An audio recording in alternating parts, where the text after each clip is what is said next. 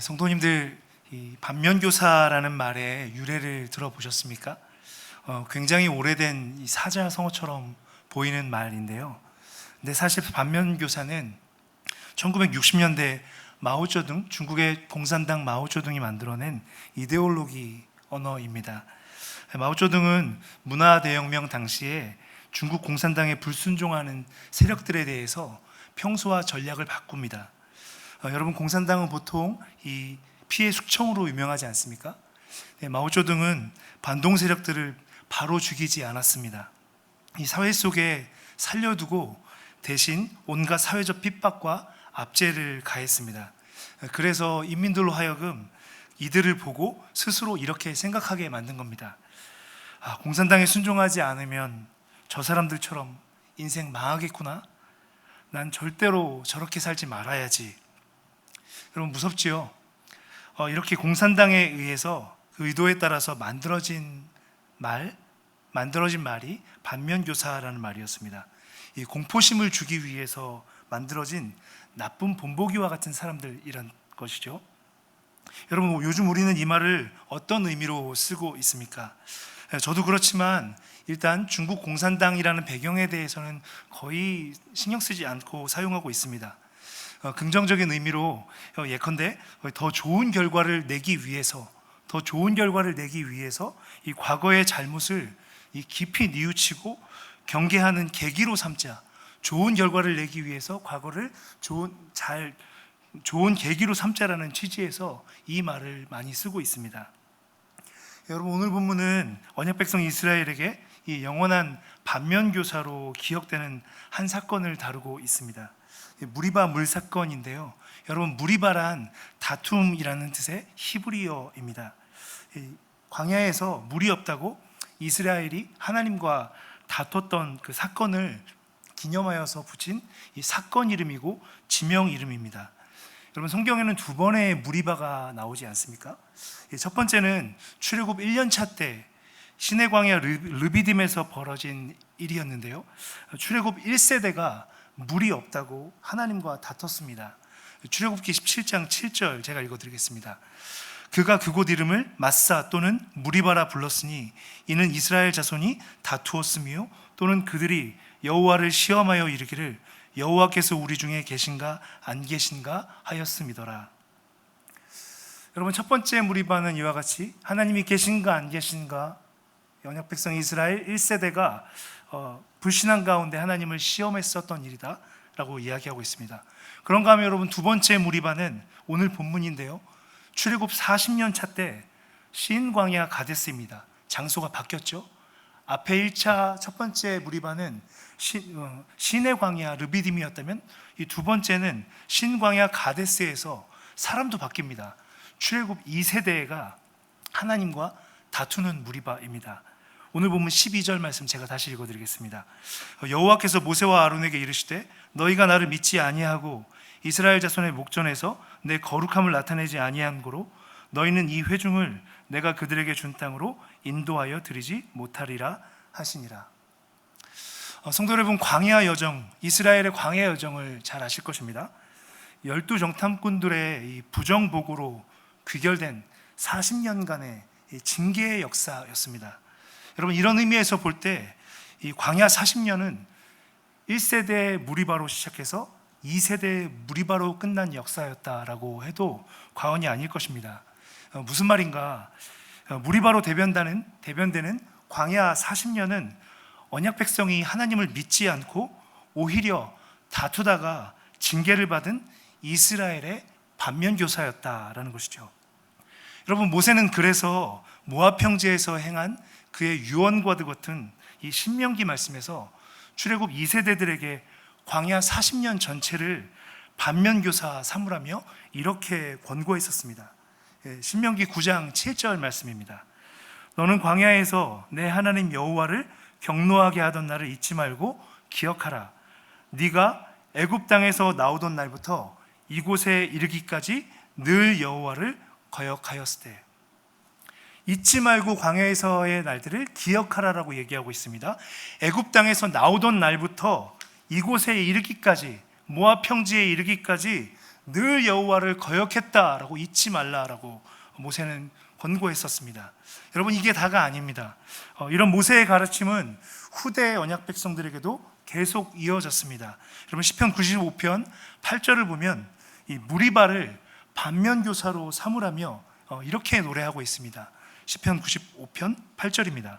너희는 무리바에서와 같이 또 광야의 마사에서 지냈던 날과 같이 너희 마음을 완악하게 하지 말지어다. 성도님들, 제가 40대에 들어서고서부터 종종 떠올리는 고민 하나가 있습니다. 교역자로서 이론적인 공부도 적지 않게 쌓여가고 있고 경험치도 쌓여가는데 제 마음처럼, 제 생각처럼 이 발전 속도가 잘 나지 않는 겁니다. 제 마음보다 참 발전하는 게 더딘 것 같다. 이게 좀 고민이 돼요. 물론 가장 큰 원인을 저는 알고 있습니다. 다른 데 이유가 없지요. 제가 노력과 능력을 잘하지 않았기 때문, 제 자신에게 이유가 있습니다. 너 하는 거 보니까 정말 그런 것 같더라 라고 여러분 생각되시나요? 어떠십니까? 아무튼 이런 고민 속에 제가 씨름하던 어느 날이었습니다.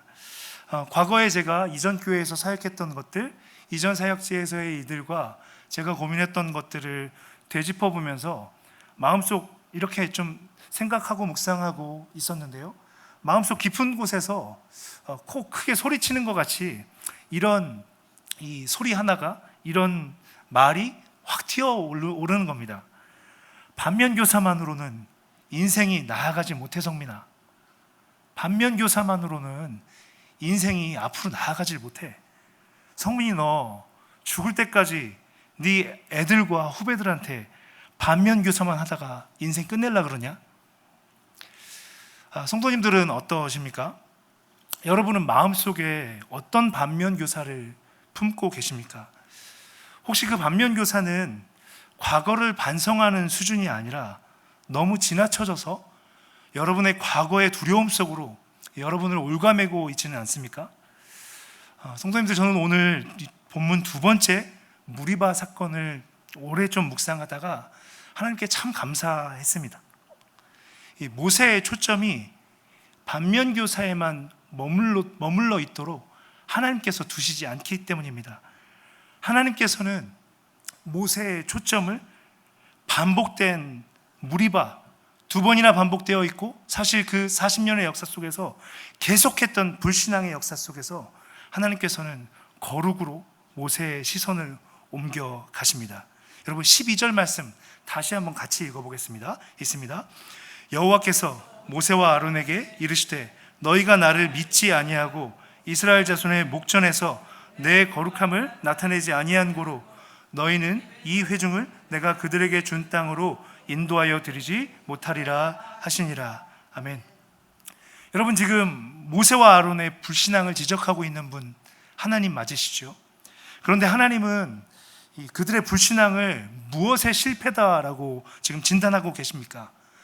패역한 너희여, 우리가 너희를 위하여 물을 내랴. 백성들을 향하여 이렇게 악하게 말한 인성의 실패다라고 진단하십니까? 반석을 향하여 명하여 물을 내라라고 했는데 반석을 두 번 쳐서 물을 냈기에 하나님께서 지금 순종의 실패다라고 진단하고 계십니까? 아닙니다. 하나님은 거룩의 실패다라고 진단하고 계십니다. 너희가 나를 믿지 아니하고 이스라엘의 목전에서 나의 거룩함을 나타내지 않았다. 하나님 이렇게 찍어서 말씀하세요. 그런데요, 여러분, 저는 오늘 이어지는 13절의 말씀이 더욱 놀랐습니다. 13절 말씀 제가 읽어드리겠습니다. 이스라엘 자손이 여호와와 다투었으므로 이를 무리라 하니라. 여호와께서 그들 중에서 그 거룩함을 나타내셨더라. 아멘. 여러분, 지금 13절은 누구의 말입니까? 모세의 말이지요. 성령의 감동을 따라서 이 두 번째 무리바 사건을 정리하고 있는 모세의 총평입니다. 여러분, 모세는 지금 무리바 사건을 최종적으로 어떻게 정리하고 있습니까? 하나님께서 반석에서 물을 내는 이적을 나타내셨다, 이렇게 정리하고 있나요? 아니면 하나님께서 당신 자신과 다투는 이스라엘에게 여전한 신실하심을 나타내셨다, 이렇게 정리합니까? 모세는 지금 성령의 감동 가운데 여호와께서 이스라엘 중에서 그 거룩함을 나타내셨다라고 정리합니다. 여러분, 모세의 입장에서 한번 생각해 보면 어떨까요? 여러분, 모세에게 있어서 이스라엘 족속들, 이스라엘 백성들 어떻겠습니까? 정말 지긋지긋하지 않았을까요? 정말 지긋하지 않았을까요? 지긋하지 않았을까요? 예, 죄송합니다. 좀 웃겨보려고 했는데 분위기가 너무 안 좋네요. 예, 여러분, 40세 때 모세는 동족 이스라엘을 향한 이 불붙는 마음이 있었습니다. 애굽의 왕자로서 모세는 위험을 감수하고 이들을 구하려다 애굽 관리를 죽입니다. 광야의 도망자 신세로 전락하죠. 40년의 세월이 흐르고 80세 때 떨기나무 불꽃 가운데서 하나님의 부름을 받습니다. 출애굽의 선지자요 중보자로 쓰임받고 또 한 번 광야에 40년의 시간을 보냅니다. 여러분, 그 가운데 모세는 끝없이 자신을 죽이려고 했던 자들, 그리고 그들의 후손들과 함께 불편한 동거를 하며 시간을 보냈는데 120세가 된 겁니다. 그리고 오늘 출애굽 2세대의 반역 가운데 두 번째 무리바 가데스 사건을 당하고 있는 것이죠. 그런데 여러분, 이런 상황 가운데 하나님께서 내리신 판결이 무엇이었습니까? 모세, 네가 아론이 거룩함을 나타내지 않았기에 가나안에 못 들어간다. 여러분, 모세 정말 억울하지 않았겠습니까? 모세는 이스라엘이 진짜 철천지 원수처럼 느껴졌을지 모르겠습니다. 여러분, 실제로 신명기 3장 26절을 보면 모세는 그 속내를 비칩니다. 니들 때문에 하나님께서 내게 진노하셨고 그래서 내가 가나안에 못 들어가게 됐어. 그런데 여러분, 이 모든 억울한 상황들 속에서도 모세는 최종적으로 오늘 두 번째 무리바 사건을 하나님께서 거룩하심을 나타낸 사건이다라고 정리하고 있다라는 것이죠. 성도님들, 저는 이런 맥락에서 오늘 무리바 물사건을 하나님께서 이 언약 백성에게 거룩을 가르치신 거룩 레슨, 거룩 수업이었다라고 읽어보고 싶습니다. 여러분, 하나님께서는 오늘 모세를 통해 어떻게 거룩을 가르치고 계십니까? 하나님께서는 먼저 앞서 설명을 드린 것과 같이 거룩은 본질상 반면교사를 통해서는 배울 수 없는 것이다 라고 가르치십니다. 그렇다면 언약 백성은 거룩을 어떻게 배우는가? 거룩의 주권자 되시는, 거룩의 주인 되시는 하나님께 직접 배워야 한다라는 것이죠. 여러분, 오늘 본문 말씀을 보시면 먼저 거룩은 믿음으로 하나님의 말씀에 거할 때 배울 수 있다라고 말씀하고 있습니다. 여러분, 앞서 우리가 12절에서 확인했는데요, 이 하나님은 거룩함을 나타내지 못한 이유가 어디에 있다라고 말씀하셨습니까? 너희가 나를, 모세와 아론이 너희가 나를 믿지 아니하고 무엇입니까? 불신앙에 있다라고 지적하셨지요. 그런데 여러분, 오늘 본문, 이 본문의 맥락에서 믿음이 없다라는 것은 구체적으로 무엇을 말하는 것이겠습니까? 본문 8절 말씀을 보시면 하나님께서 말씀하신 것 무엇이었습니까?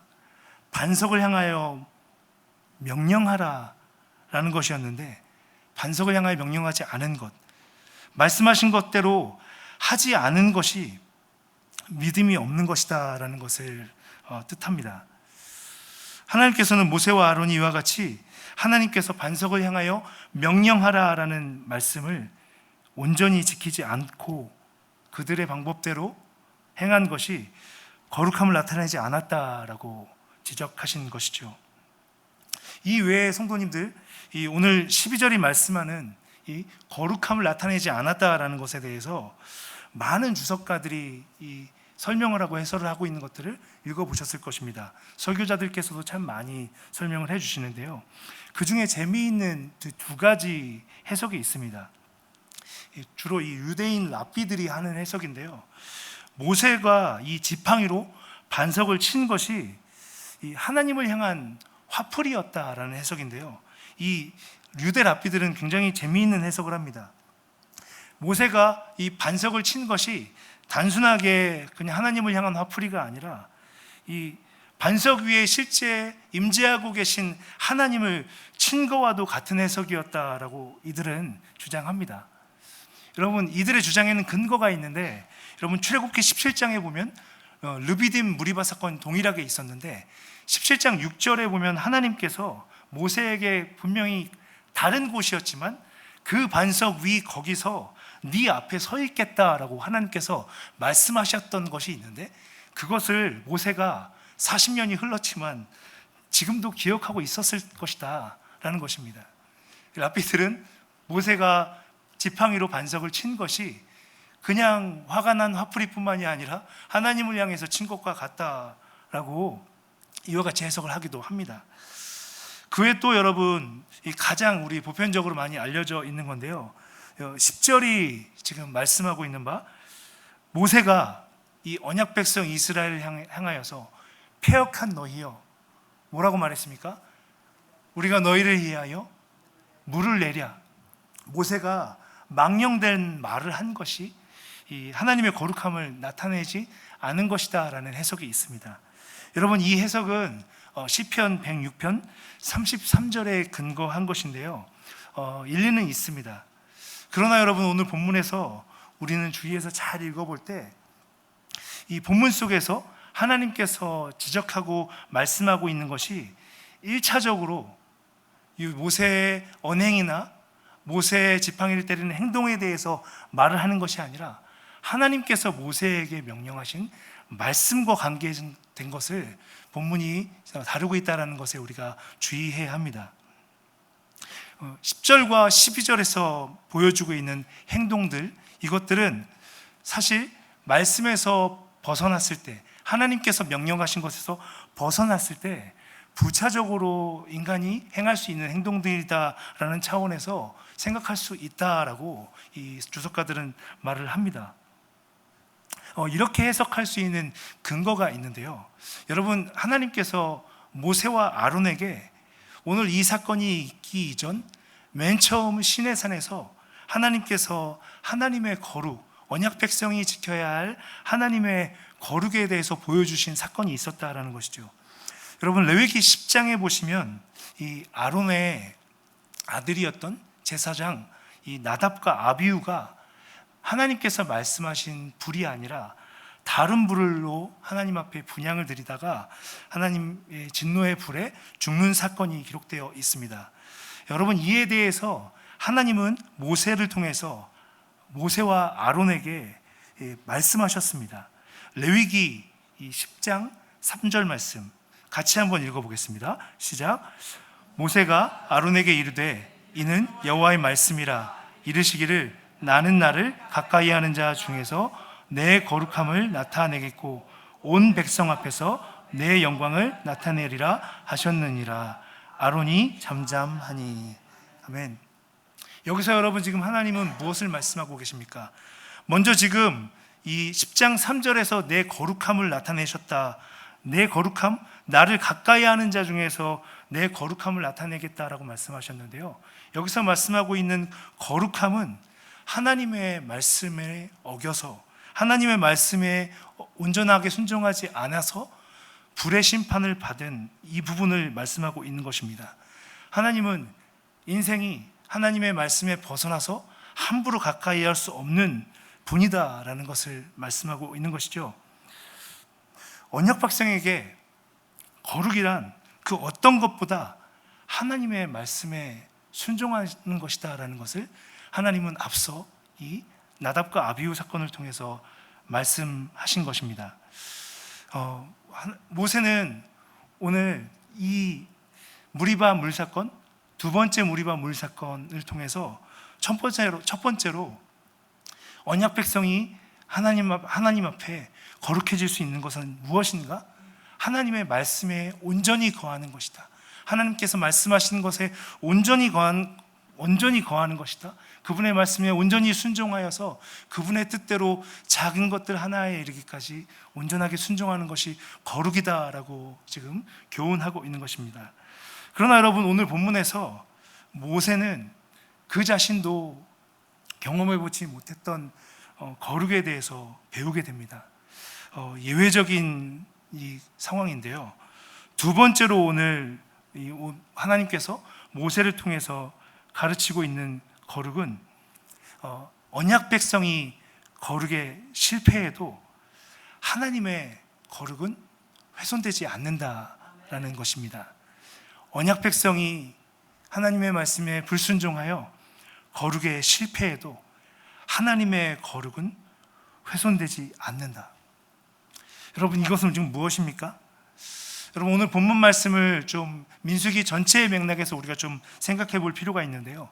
오늘 민수기 20장은 1절에 보면 미리암의 죽음으로 시작하고 있습니다. 그리고 민수기 20장 뒷부분 22절 이하를 보면 아론의 죽음에 대한 이야기가 나오고 있습니다. 그리고 오늘 본문 사건의 내용은 무엇입니까? 하나님의 선지자요, 하나님의 중보자인 모세가 하나님의 말씀에 실패하는 것을 다루고 있습니다. 미리암이 죽고 아론이 죽고 하나님의 선지자 모세도 실패합니다. 그런데요, 여러분, 민수기는 오늘 본문 20장 이전에 11장부터 20장까지 광야 40년의 역사들을 집중적으로 압축적으로 말해주고 있습니다. 그 11장부터 20장까지 언약 백성이 철저하게 어떻게 하나님 앞에 불순종하고 무너지고 하나님 앞에 거룩을 깨트렸는지에 대한 이야기들을 하고 있는 것이죠.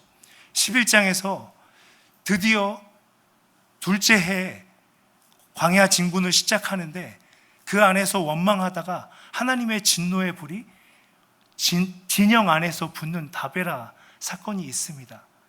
또 여러분, 13장과 14장에 보면 광야 40년을 그 징계를 일으키게 된 사건 무엇입니까? 정탐꾼 사건에 대한 이야기가 나옵니다. 또 16장에 고라와 다단의 반역으로 언약 백성 이스라엘이 14,700명이 죽는 이야기들이 나오고 있습니다. 총체적으로 언약 백성 전체가 다 실패하고 모세까지도 실패하는 그런 상황들을 민수기 20장은 다루고 있는 것이죠. 민수기는 다루고 있는 것이죠. 여러분, 이런 맥락 속에서 오늘 20장 1절로 13절에서 모세의 거룩, 모세까지도 언약 말씀에 실패하는 것들을 다루고 있습니다. 무엇을 말씀하는 것일까요?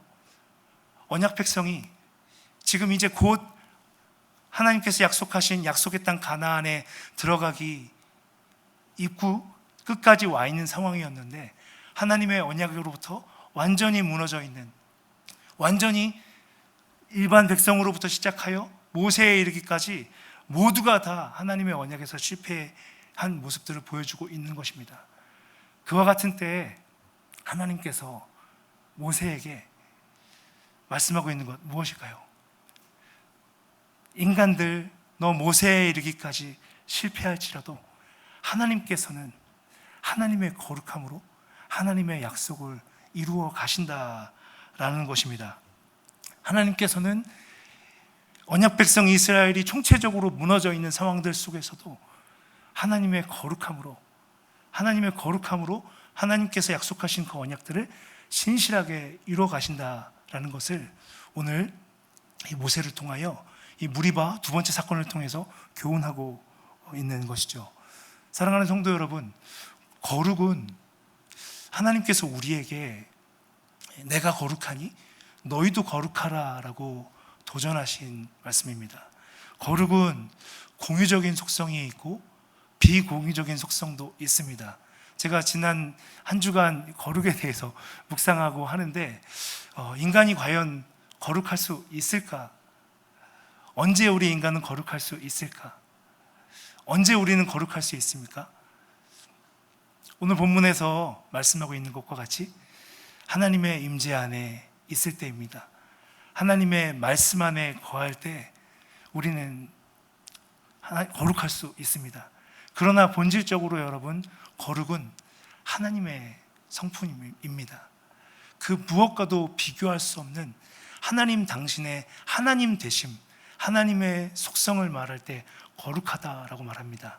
이 거룩이란 말은 구별되었다라는 의미를 갖고 있는데요. 창세기 2장 3절에서 처음 성경에서 등장합니다. 하나님께서 천하 만물, 피조 만물 모든 것을 다 만드신 이후에 일곱째 날을 구별하여서 축복하셔서 거룩하게 하였다라고 말씀하고 있는데요.